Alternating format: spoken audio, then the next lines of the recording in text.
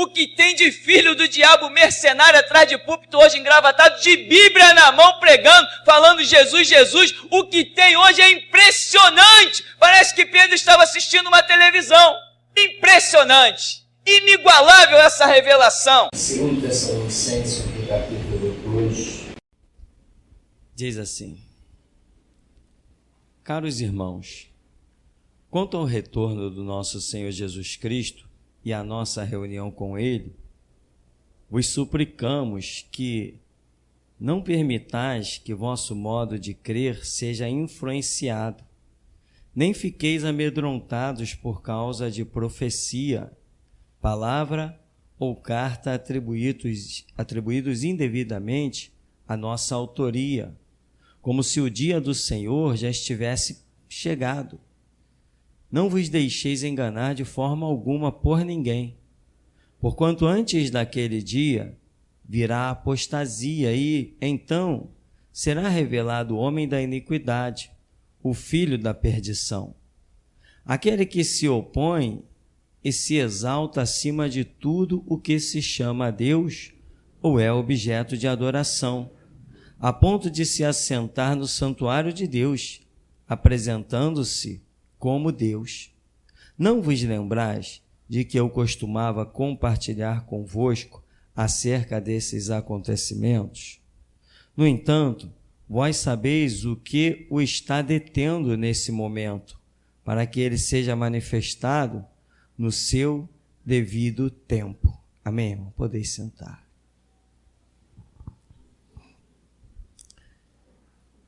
Irmãos, muitas dos escritos de Paulo nós já falamos que são respostas. Paulo não está escrevendo diretamente a alguém, mas ele está dando resposta. As pessoas perguntavam, escreviam cartas para Paulo. Essa questão, como é que vai ser isso? Aquela outra questão. Se fosse hoje, passaria um zap para o Paulo. Passa um zap aí para o Paulo. Pergunta a ele, como é que vai ser a vinda do Senhor? Como é que vai ser aquela profecia, aquele negócio do anticristo? Seria assim, naquela época, eram as cartas, os pergaminhos, enfim, tudo a seu tempo. E aqui Paulo está em Tessalônicas, muito exclusivamente essa questão de Paulo estar dando resposta. E isso também é outro detalhe, que às vezes as pessoas não sabem e acabam dando uma má interpretação ao texto bíblico, porque não conhecem a origem do texto bíblico, como nós costumamos chamar no seminário, o pano de fundo, ou em Hollywood se chama cenário. Ou seja, tudo tem um motivo. Essas cartas, elas nasceram em uma dada situação. Por exemplo, o Evangelho de Marcos foi a pregação de Pedro no meio dos romanos, mas quem escreveu foi Marcos. Então, esses contextos, que requer de nós um pouco mais de estudo, nos ajudam na compreensão de muitas coisas. Então, aqui em Tessalônicas, uma coisa que me chama a atenção, já há muito tempo, é quando esse verso 5 aqui, que nós já lemos, diz assim: não vos lembrais de que eu costumava compartilhar convosco acerca desses acontecimentos? Agora Paulo está escrevendo uma carta sobre algo que eles estão perguntando, e Paulo diz, em outras palavras, eu já havia dito sobre isso, já havia falado.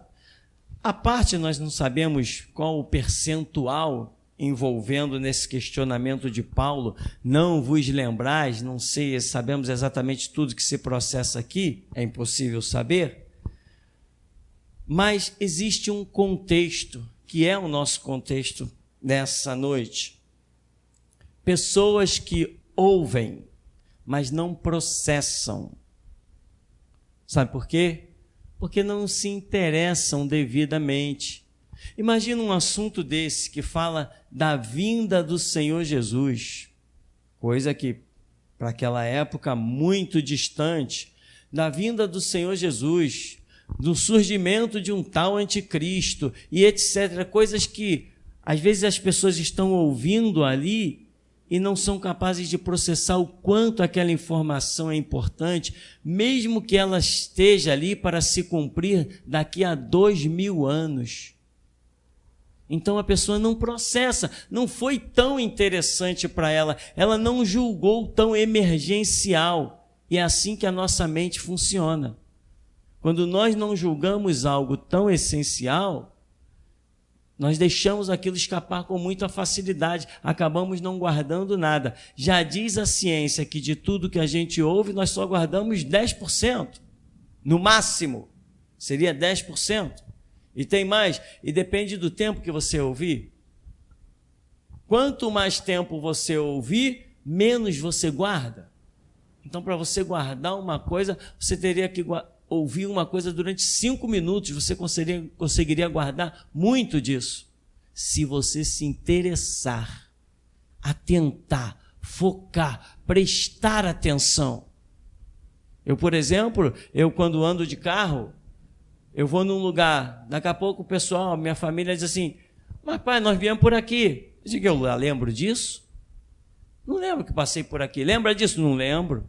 É aquele caminho, lembra? Não lembro. Por quê? Eu não me interesso. Eu boto o carro na estrada, eu vou olhando placa e hoje tem GPS, eu não atento para isso, que é um erro, eu deveria atentar um pouquinho mais para isso, mas não atento. Então daqui a pouco as crianças estão me ensinando, não pai, por aqui, por ali, eles sabem, porque eles estão atentando no caminho e aquilo para mim não faz a mínima diferença. E eu sou o motorista. Então o seu cérebro, ele guarda as coisas na medida que você se interessa pela informação. Você foca. Aqui Paulo está falando de coisas muito futuras, quando esteve entre eles lá na igreja de Tessalônica. E aí agora eles estão perguntando de novo as mesmas coisas, quando já poderiam ter dito assim, não vamos escrever para Paulo não. Eu lembro do que ele falou. Eu anotei aqui o que ele disse. Eu guardei em memória aqui o que ele disse. Não, ninguém guardou, ninguém anotou. Agora, pergunta para Paulo. É o interesse.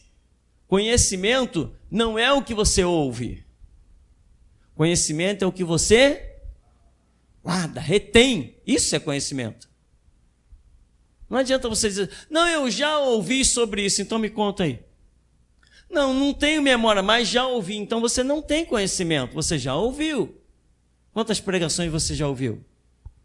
As nossas pregações já chegaram a 1118, né? Chegamos a 1118 pregações. Talvez tenha alguém aqui dentro que já tenha ouvido todas elas. Mas você tem, o que você tem delas na sua memória? Aquilo que você guardou, aquilo que você se interessou. Quando eu ouço alguma coisa que me interessa, irmão, eu anoto no papel, eu digo, essa informação não posso perder.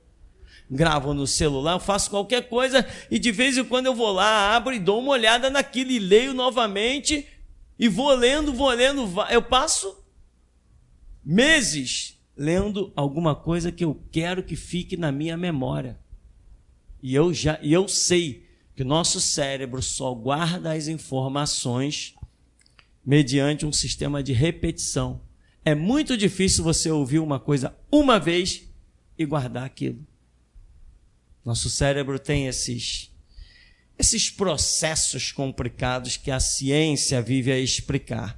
Então, Paulo diz assim, vocês não se lembram que eu costumava dizer isso quando eu estava aí no meio de vocês?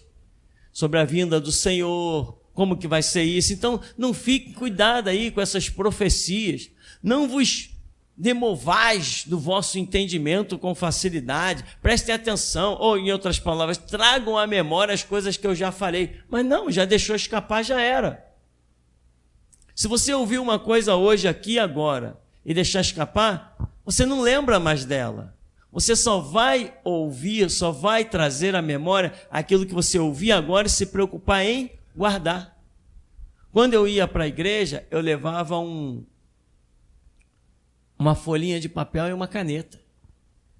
Enquanto estava se falando, entre aspas, coisas normais, eu ficava na minha. Quando eu sentia que o pastor tinha falado algo, eu falei, não, esse negócio não. Peraí, isso eu vou anotar. Eu anotava, irmão, e eu ficava olhando para aquilo a semana toda, lendo aquilo. No seminário, os meus colegas, o professor ia falando, eles anotando. E às vezes o professor falava um pouco rápido, eles, professor, peraí, dá para repetir aquilo ali? Que o senhor acabou de falar agora, dá? Aí a professora já não lembrava. O que eu falei aí? Não, disse assim. Obrigado. Aí anotava.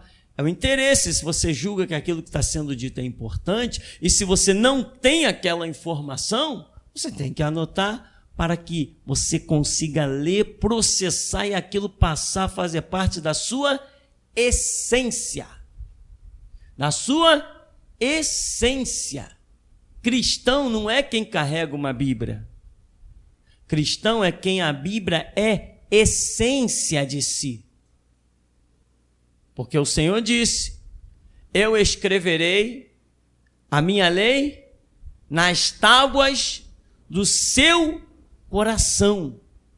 Então a Bíblia, você só é cristão quando a Bíblia é uma essência, ela é parte de você. Você não vive sem ela. É como se arrancasse o teu coração, você morre. Se arrancar a Bíblia de você, você morre. Você não é nada, você não é ninguém. Você aceitaria negar o que diz a Escritura? Não. Por quê? Porque ela é a essência de você. Você reconhece que sem ela você não vive, você morre. Então, meu irmão, mas tem pessoas, a exemplo aqui, vamos imaginar pelo menos um pouco, eu creio que essa situação ocorreu. A exemplo da situação aqui com Paulo e os tessalônicos, vocês não lembram que eu já falei isso? Porque tem pessoas que ouvem as coisas, mas as coisas não se tornam essência da pessoa. Vem uma pregação, por exemplo, irmão, ama o teu próximo. Aí vem aquele mover do Espírito, você, não é mesmo, poxa, eu tenho sido egoísta, houve aquele mover, mas saiu daqui, você não guardou aquilo. Você se comoveu, chorou, pranteou, molhou o chão, se arrepiou, verdadeiramente Deus está falando, mas lá fora surge a situação, aquilo que você deveria ter posto agora em prática, porque um dia você ouviu a pregação, houve um toque do Espírito, mas você não põe em prática. Você permanece a mesma pessoa, como se não tivesse ouvido, não tivesse recebido determinada informação. Ou seja, não assimilou aquilo que você ouviu, não se tornou essência em você. E é assim, irmão, que nós caminhamos. Então, quando uma pessoa ela ouve, mas ela não retém, daqui a pouco ela está sempre nos mesmos pontos, nas mesmas picuinhas, as pinimas, as briguinhas, a cara feia, os conceitos bestas que não faz parte de uns e ainda estão dentro de outros. Conceitos totalmente sem sentido. E aí surgem intrigas daqui, intrigas dali, probleminhas daqui, probleminhas dali, porque você não está retendo, aquilo não está se tornando as informações, as pregações, a leitura bíblica, as músicas que trazem mensagens de Deus, as orações poderosas, você não está conseguindo deixar que aquilo seja essência, parte de você, parte. Você não vem na igreja para me ouvir falar e acabou, virou as costas e foi para casa. Não. Se é assim, não é Deus falando, nem para você e nem para mim. O que estamos fazendo aqui se não acreditamos que o Deus vivo vai falar em nosso meio? Não tem nenhum sentido, igreja, irmão. Igreja é apenas exclusivamente porque Deus vai falar. Se não vai falar, não tem sentido, igreja. Mas se Ele vai falar, eu preciso reter o que Ele vai falar. Aquilo que Ele vai falar precisa se tornar essência da minha vida, né? Diz lá em Levítico, aquele que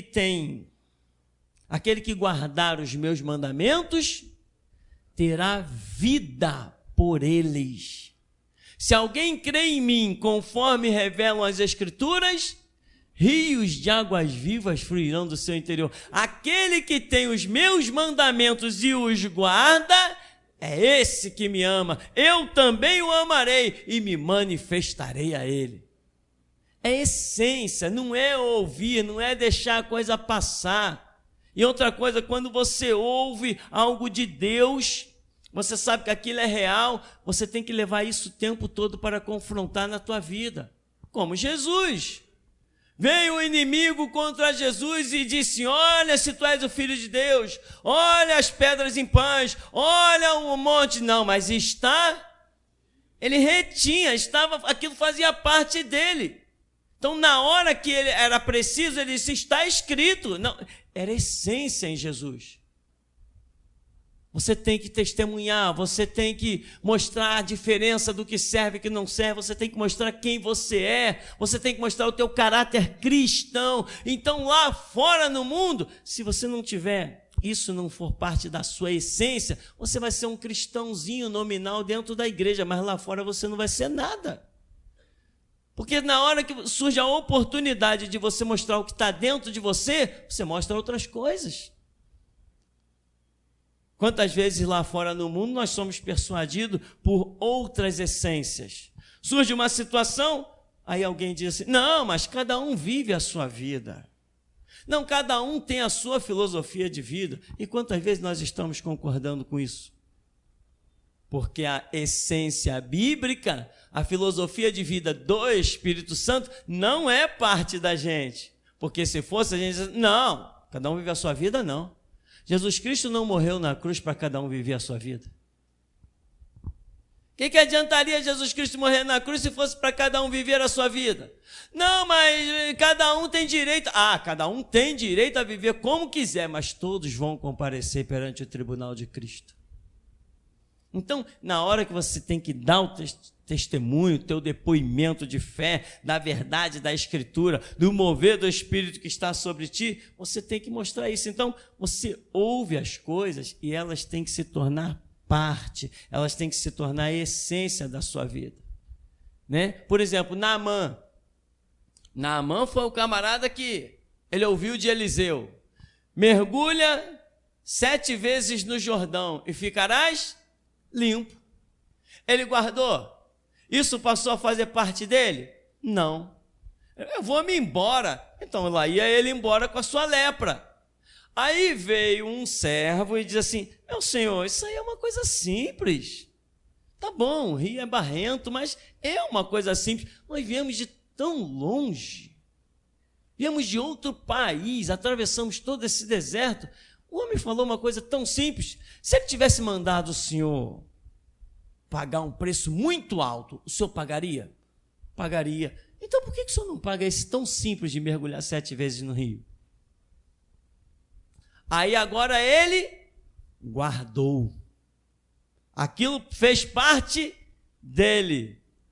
O profeta falou e ele ia embora. Agora um servo vem, sobressalta, demonstra o destaque do que ele deveria fazer, né? As coisas difíceis tu faria, uma coisa simples tu não quer fazer.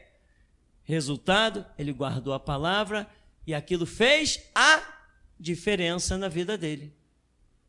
Todos nós somos um Naamã, irmão. Todos nós somos Naamã, todos nós somos leprosos. Agora, a cura, a purificação virá à medida que nós deixamos que a palavra se torne essência na nossa vida. Nós tivemos vários exemplos. Por exemplo, Aitofel, o conselheiro do rei Davi.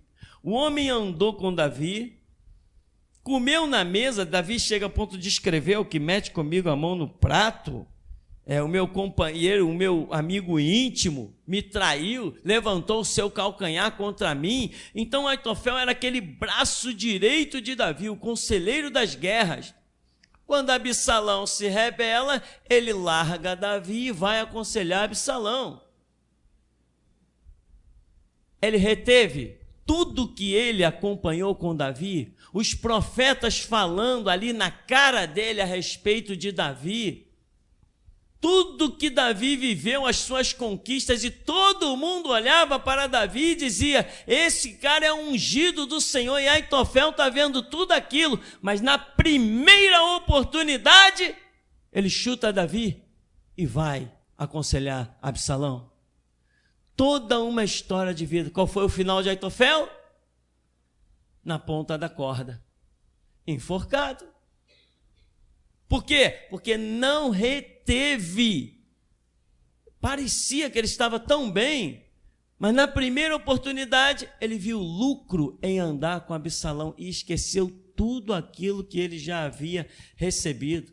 Judas esteve entre os 12, Judas viu sinais, prodígios e maravilhas, mas chega um momento que Jesus diz: aquele que mete comigo a mão no prato, esse é o que me trai.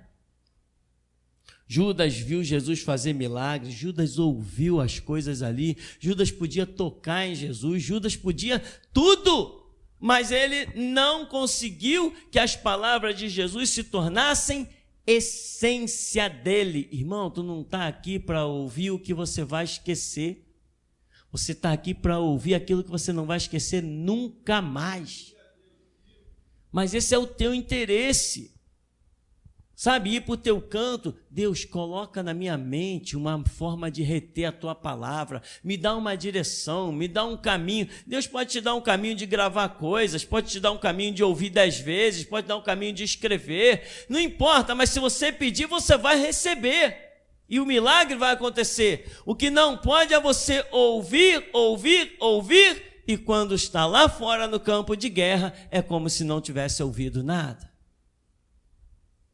Aqui você ouve: não inventaram a arma capaz de me matar, você, amém. 1000 cairão ao teu lado, 10.000 à tua direita, você, é isso mesmo, eu creio, eu aposto a vida. Mas lá fora vem a afronta, você treme. Por quê? Porque ouviu, mas aquilo não se tornou essência de você. Tem que se tornar essência. Não estamos aqui para brincar. Isso é brincadeira? Tem coisa muito mais divertida para se fazer nessa sociedade do que você sentar aí e eu ficar aqui falando. Tem coisa muito mais divertida. Nós não viemos aqui para nos divertir, nós viemos aqui para algo muito importante. Nós viemos aqui em busca e em culto a alguém que lá fora milhões nem sabem que ele existe. Ele que tem feito toda a diferença na nossa vida, e o mais ele fará. Muitos de nós aqui já foram paupérrimos, muito pobres, e ele fez uma diferença. Muitos de nós não tinham alegria, nem vida, nem fé, nem esperança. Hoje nós somos o que somos. Por quê? Porque ele faz toda a diferença quando as suas palavras se tornam essência em nós, irmão. Geazi andava com Eliseu, viu o cara fazer milagre, viu o cara fazer 1001 coisas, mas na hora de guardar tudo aquilo que tinha ouvido e todas as lições que tinha sido alvo, ele demonstrou que ele não tinha aprendido nada. Mas Geazi ouviu muito, ele andava com Eliseu, mas na hora de pegar as vestes de Naamã e pegar lá as coisas, os utensílios de valor de Naamã, ele não hesitou 2 vezes. Então eu te pergunto, ele não guardou tudo aquilo que ele tinha ouvido, as lições de Eliseu, os milagres de Eliseu, a vida de Eliseu, que deveria ser de coluna para ele, não serviu de absolutamente nada, não fez parte da essência de Geazi.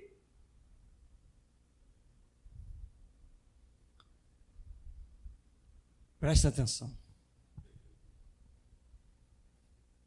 Tem uma unção nessa noite que é para você nascer de novo. Tremendo. Eu estou recebendo a minha. Nós somos o único povo que tem a chance de ser o que nenhum outro povo jamais foi, irmão. Deus tem tido misericórdia de nós. Ele abre o céu e a unção é avassaladora. tremendo. Mas se você não guardar o que está ouvindo, isso não se tornará essência na sua vida. E você vai ser como diz Tiago, enganando-vos com falsos discursos, porque não está guardando, não está retendo o que ouve. Então, irmão, essa é sempre a questão. Olha, a mulher de Jó. Aquela mulher viu a vida de Jó. Deus deu testemunho de Jó na cara do diabo. Homem íntegro, reto, temente a Deus e desviando-se do mal. Esse é um testemunho de Deus a respeito de Jó. Ora, aquela mulher que com ele tinha tantos filhos adultos, não sabia do caráter daquele homem, não sabia quem era aquele homem, não sabia quem era o Deus de Jó. Sabia, mas na hora de demonstrar o que deveria estar dentro dela, ela demonstrou que dentro dela não tinha nada. Ela não reteve o testemunho de Jó, ela não reteve as operações do Deus de Jó, ela não reteve o sobrenatural que sempre pairou sobre aquela fazenda, sobre aquela casa, sobre tudo que Jó colocava a mão, ela não reteve. E quando ela deveria dizer, não, Jó, você está certo, vai até o fim, porque o Senhor teu Deus é o único Deus, não, amaldiçoa esse Deus e morre. Não reteve, mas ouviu? Ouviu. E Paulo está dizendo assim, vocês não se lembram que eu já tinha falado isso para vocês? Em outras palavras, irmão, por que vocês estão me escrevendo? O tempo que eu passei aí foi um tempo inútil, por acaso? Falei tanto, madrugada após madrugada, eu me desgastei tomando cafezinho para não dormir, para poder falar com vocês de coisas gloriosas, e agora vocês me escrevem perguntando as mesmas coisas? Podemos imaginar isso, né? Agora, nós temos pessoas que ouviram e reteram, e isso fez a diferença. Daniel teve uma vida tremenda, mesmo sendo um dos cativos. Ele dava ordens, mesmo estando no cativeiro. E de tal modo ele reteve dentro de si, escrito nas tábuas do seu coração, a palavra de Deus, que ele acabou dentro de uma cova de leão. Aquilo ali é só para quem retém muito a palavra, para quem deixa que aquilo se torne mesmo essência de si. Um homem que entra na cova dos leões e sai. Sadraque, Mesaque e Abednego, que entraram na fornalha e de lá saíram. Irmão, olhando para esses homens, sabe o que se via? A palavra de Deus. Eles eram bíblias ambulantes. Bíblia, não Bíblia, no conhecimento. Eles não eram Bíblia no conhecimento. Eles eram Bíblia na essência.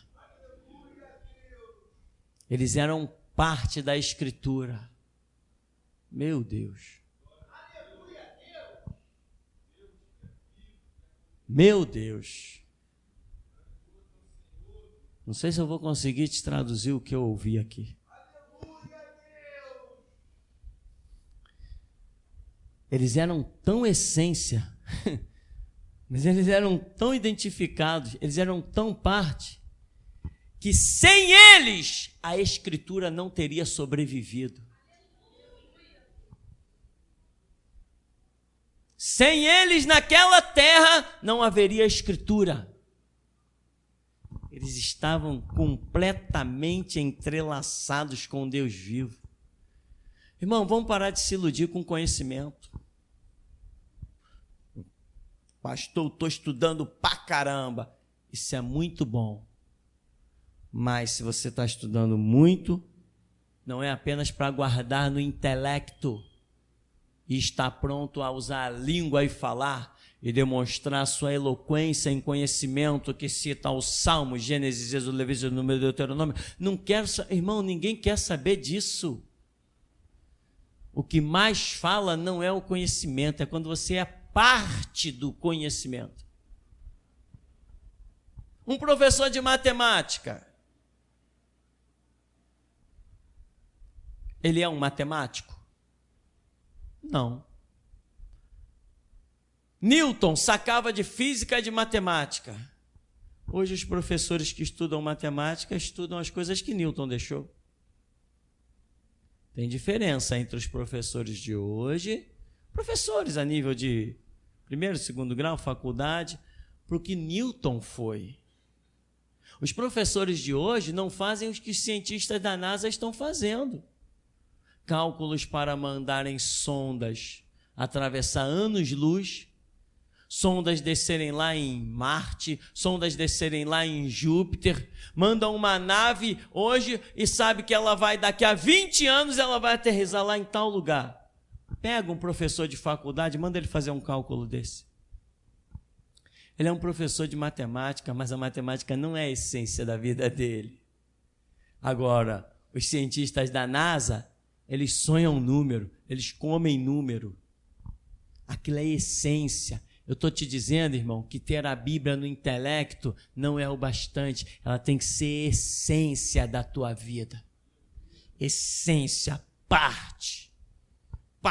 É como se não dá para separar. É parte. Não dá para arrancar o teu fígado. É parte de você.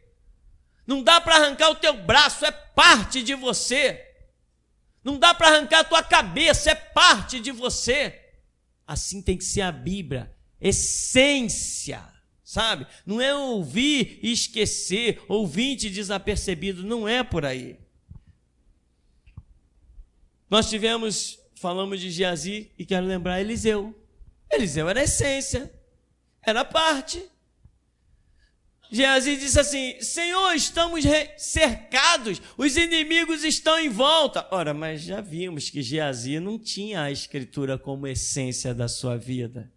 Quando ele viu o inimigo, meu Senhor, o que faremos? Mas Eliseu, que tem a palavra como essência na sua vida, não é apenas um ouvinte, não é apenas um pregador que tem conhecimento, que prega, mas não vive. Ele diz, meu Senhor, ele mostra que ele tem essência. Ele não está clamando um Deus que está lá no céu perdido. Ele está clamando um Deus que é essência na vida dele, é coluna na alma dele. Esse negócio de clamar um Deus perdido no céu não resolve para ninguém, meu irmão. Direi do Senhor, ele é o meu Deus. Essência mesmo, é entrelaçado, é andar com Deus. Andar com Deus, isso é muito fundamental. Você caminhar e o perigo te cercar, te rodear, e você está conversando com o teu Senhor, e você está ouvindo, não esquenta, 1000 vai cair ao teu lado, não esquenta, no vale da sombra e da morte, a minha vara e o teu cajado te consolam, não esquenta, vai, trilha, e você vai se surpreendendo a cada dia com um milagre.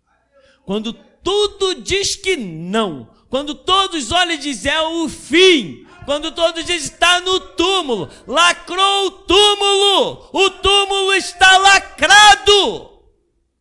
Deus mostra que quem tem ele como essência, meu irmão, ainda que morra, viverá. Então, irmão, cuidado, eu tenho conhecimento. Irmão, porque aquela questão, não, está escrito em tal lugar. Irmã, está escrito em tal lugar, pastor, eu sei. Não, é no livro tal. É no livro não sei das quantas. Se citar a Bíblia fosse o bastante, Israel não estaria comendo debaixo das patas do diabo. Se citar a Bíblia fosse o bastante, meu irmão, muitos pregadores não teriam feito pacto com a política. Se citar a Bíblia, se conhecer a Bíblia fosse o bastante, Silas Malafaia não teria vendido a alma para a maçonaria. Porque aquele homem cita a Bíblia, que é uma coisa impressionante. Cita capítulos inteiros. O que adiantou? Vai para o inferno. Não é citar a Bíblia. Eu não posso citar a Bíblia como algo fora de mim. Eu tenho que citá-la como parte de mim. quando esse livro se torna parte de você, meu irmão, é uma coisa impressionante. Podem arrancá-lo das tuas mãos, mas para arrancá-lo do teu coração, tem que levar o coração junto. É isso, irmão. Essência.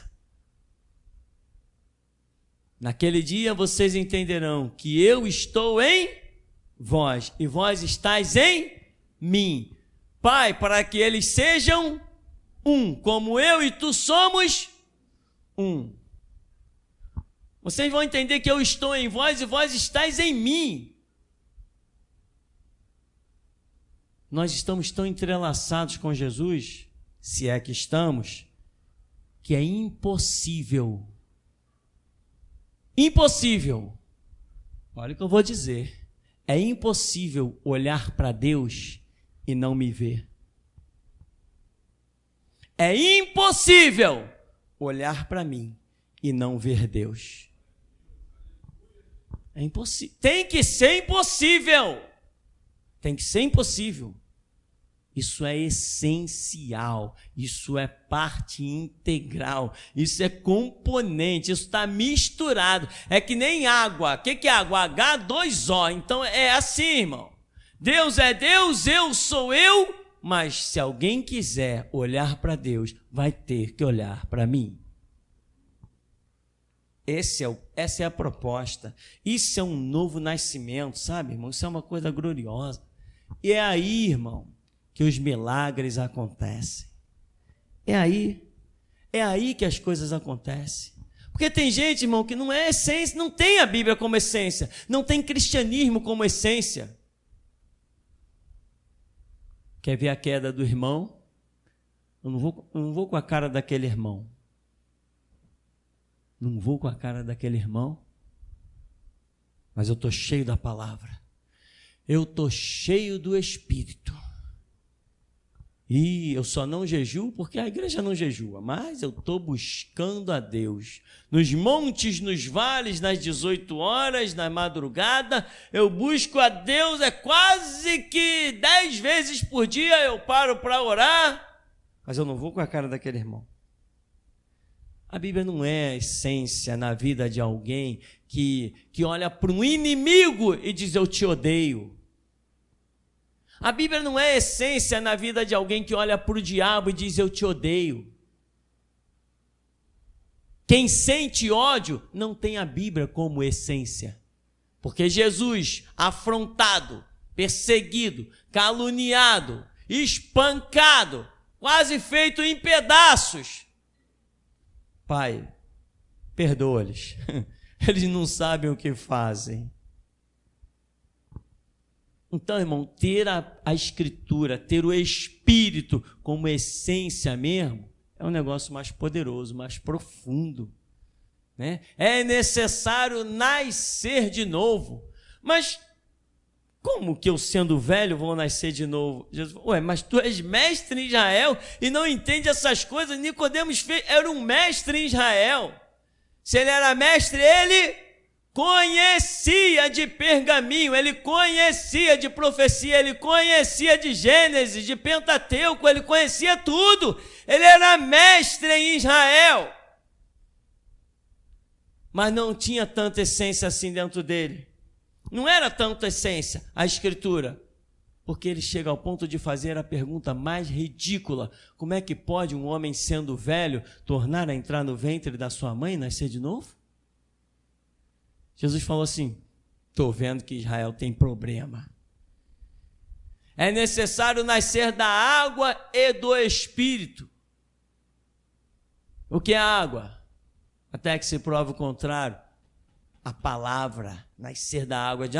Tem que batizar. Não tem nada a ver com batismo. Jesus não falou de batismo. Jesus falou nascer da água e do Espírito. Nascer do ensinamento, nascer da doutrina, e quem nasce dessa doutrina não pode ter reservas, resquícios de outras doutrinas, de outros conceitos. Tem que ser essencialmente bíblico. Se alguém olhar para você, vai ver a Bíblia? Se alguém olhar para você, verá a igreja. Se alguém olhar para você, verá Deus. Porque tem pessoas, meu irmão, que ficam vivendo fábulas porque não processam as informações. Se alguém olhar para mim, vê Deus. E tem gente por aí, esse pastor está pregando heresia. Irmão, quando Jesus bater o martelo, tudo vai ficar claro. E os bobos é que vão ficar para trás. Vamos para a Escritura e vamos deixar que ela seja parte da nossa vida, razão e existência. Não interessa o que os outros dizem, não. Nem interessa quem vai se escandalizar. Como já disseram no passado, prefiro escandalizá-los com a verdade do que matá-los com a mentira. Que é o que está acontecendo por aí. Tem um monte de gente morrendo, feliz da vida com as mentiras que estão sendo contadas. Não, a única chance que nós temos de dar às pessoas que o Espírito Santo trabalhe nas suas vidas é com a verdade. Não tem outro caminho. Então, vocês não lembram que eu costumava compartilhar todas essas coisas com vocês? Não lembram desses detalhes? Ou seja, o reter a informação, o guardar, o se preocupar, o deixar que a coisa se torne realmente uma essência na sua vida, são detalhes importantíssimos que, se você não atentar para eles, você poderá ser uma pessoa cheia do conhecimento bíblico. Mas as pessoas vão ter que esperar você abrir a boca para escutar alguma coisa de Deus. Você vai dizer assim, mas não é... Como vai ser então, pastor? Irmão, vou te dizer uma coisa. Quando a Bíblia é essência, quando Deus é essência na tua vida, quando o Espírito Santo é essência na tua vida, você não precisa abrir a boca. Você vai passar e a tua sombra vai curar enfermo, vai expulsar demônio. Você vai pegar os teus aventais e eles vão levar e vai expulsar demônio, vai curar enfermo. Vão pegar o teu cajado, o teu bordão, vai colocar em cima dos mortos, eles vão ressuscitar. Isso é quando você é essência. Quando você se torna parte mesmo com Deus. E nós não estamos aqui, meu irmão, senão para isso. Porque se não for esse tipo de palavra, o grito da meia-noite jamais se forma. O grito da meia-noite vai ser uma loucura. E de acordo com o que muitos têm compreendido, ele nunca se formaria. Temos que pagar um preço maior. Temos que nos dedicar. Não podemos sair da igreja e ir para a nossa casa. Não temos que sair da igreja e carregar a igreja. Tem que carregar a igreja, irmão. A tua casa tem que virar uma igreja. Tua casa precisa virar uma igreja, irmão.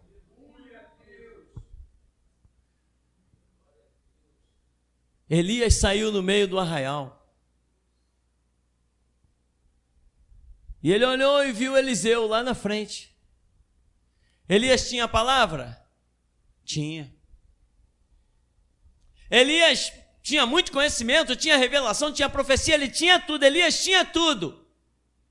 Mas quando Elias foi chamar Eliseu, ele apenas puxou a capa e passou em cima de Eliseu. E Eliseu olhou aquilo, meu pai, ele falou assim, segue-me, porque veja o que eu tenho te feito. Como? Com uma capa? Com uma capa? Tu não falou nada. Qual a palavra do Senhor? Não, não tem palavra do Senhor. Segue-me. Eliseu olhou para Elias e viu Deus. E depois disse, vive a tua alma, porque aonde quer que tu fores, eu não te deixarei, eu vou contigo. O que Eliseu viu em Elias? Qual foi a grande palavra que Elias deu a Eliseu? Qual foi? Qual foi a grande herança que Elias deixou para Eliseu? Uma capa. Quando você é essência, meu irmão, a moral da história, quando você é essência, quando você está entrelaçado com a palavra, sabe o que acontece? Mesmo de boca fechada, Deus exala de você a unção, a graça e o poder, e as coisas acontecem. E é por isso que você pode receber cura nessa noite. Cura gloriosa, cura não programada, porque somos essência desse Deus. É por nós que Ele passeia nessa terra, é por nós que Ele liberta, é por nós que Ele glorifica o nome dEle, é por nós que Ele fortifica. Então, meu irmão, não se iluda com um conhecimento no intelecto, não. Se esse conhecimento não se processar para dentro das tuas entranhas, ele será apenas um conhecimento, não será vida. E esse é o projeto. Que você não seja apenas uma pessoa que exale conhecimento, não, mas que seja alguém que exale vida. E o Senhor Jesus disse: se alguém crê em mim, conforme revelam as Escrituras. E as Escrituras não revelam um Cristo literário. As Escrituras revelam um Cristo que é espírito e vida, que é espírito e verdade. O Pai procura os verdadeiros adoradores, que o adoram em espírito e em verdade. Os conceitos abstratos são os mais fortes. Os conceitos abstratos são os mais fortes. Muita gente pode chegar perto de você e dizer assim: você já leu Gênesis? Você pode dizer assim: eu li uma vezinha. Não, eu já li 10 vezes. Eu conheço todos os fundamentos. Eu já li até em hebraico. Eu conheço todas as expressões gramaticais. Eu saco de Gênesis pra caramba. Irmão, na hora que Deus precisa de alguém, nem sempre Ele precisa de alguém que vai precisar abrir a boca. E é isso que faz a diferença. Nem sempre Deus vai precisar de alguém que fale, meu irmão. Às vezes Ele vai precisar de alguém que apenas esteja no alto do monte, olhe para o povo em batalha e levante o cajado. Enquanto esse alguém de boca fechada e cajado na mão estiver firme, o povo terá vitória. Então tem muita ilusão por aí, irmão. Sabe por quê? Porque não atentam para o que a palavra diz. Tu, quando orares, entra no teu quarto, fecha a tua porta, fala com teu pai. Quem nunca viveu a experiência de passar 2, 3 horas trancadinho lá no seu quarto falando com Deus, ainda não descobriu o que é a verdadeira vida com Jesus Cristo. Não descobriu, irmão.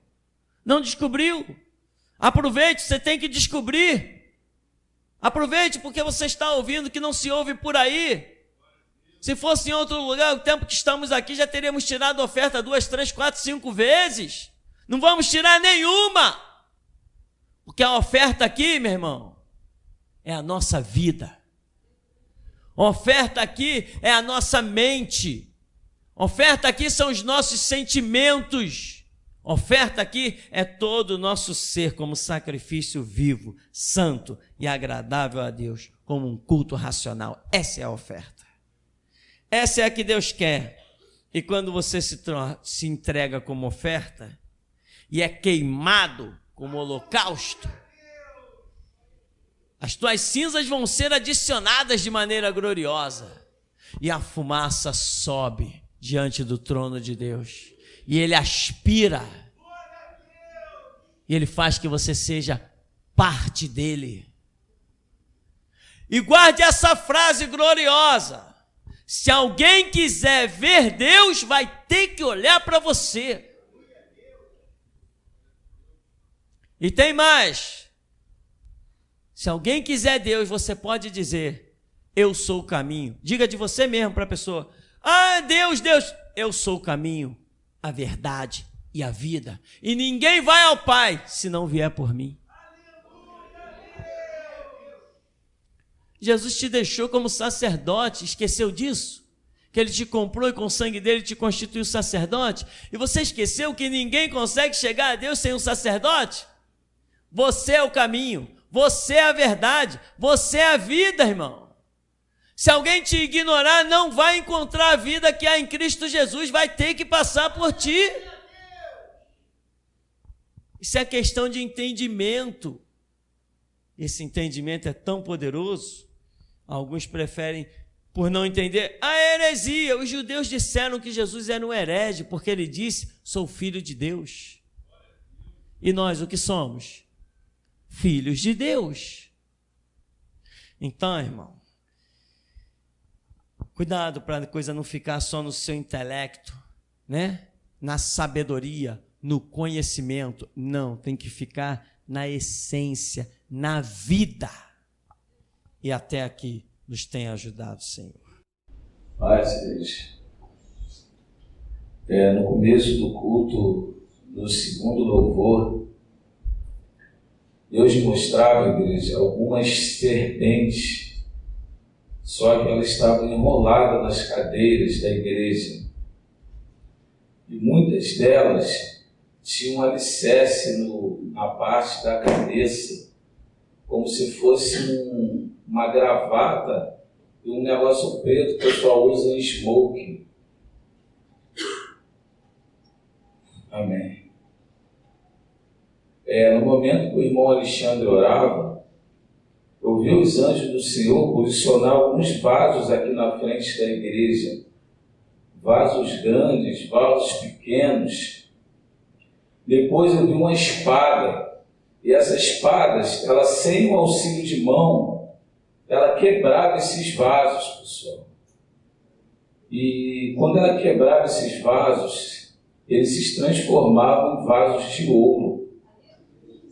Amém. E quando Elias pregava, Deus mostrava a ele como um livro, uma coisa incrível. E Deus me deu uma palavra. Assim diz o Senhor, o livro falou. Amém. Assim que começou o culto, eu vi um grande anjo, muito real. Ele passou por cima da minha cabeça, parou no meio da congregação.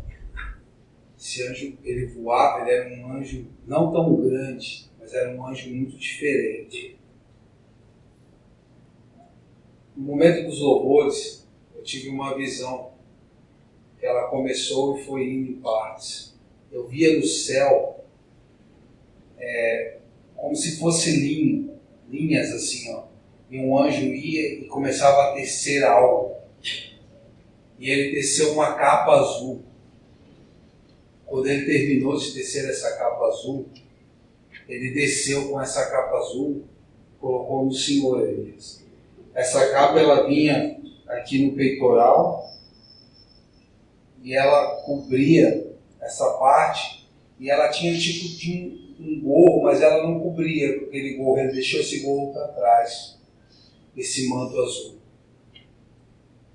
E assim diz o Senhor: o louvor que sair desse lugar irá dissipar a muitos, mas irá unir a muitos e transformará vidas como nunca houve sobre o globo terrestre.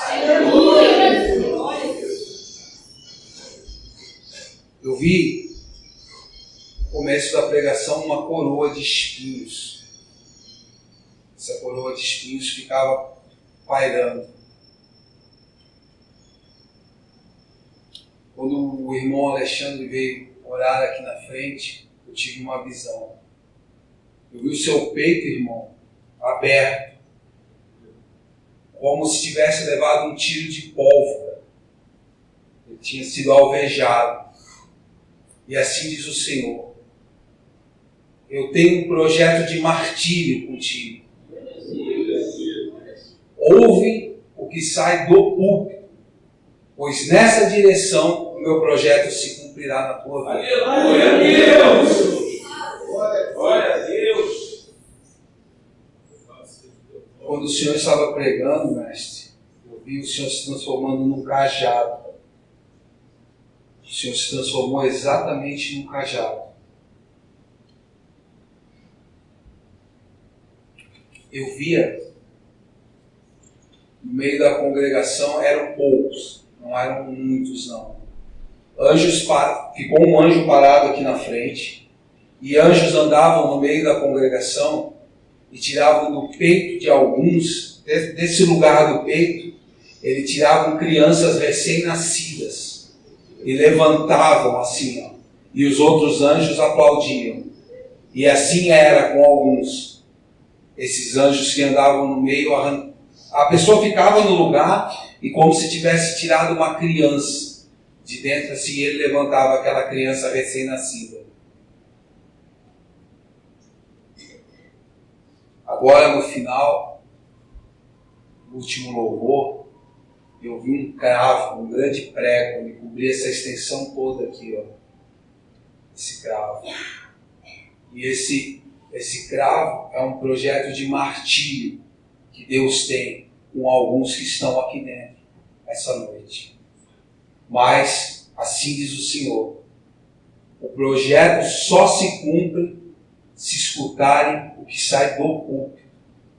Desse lugar que será ensinado o caminho de morrer por Cristo.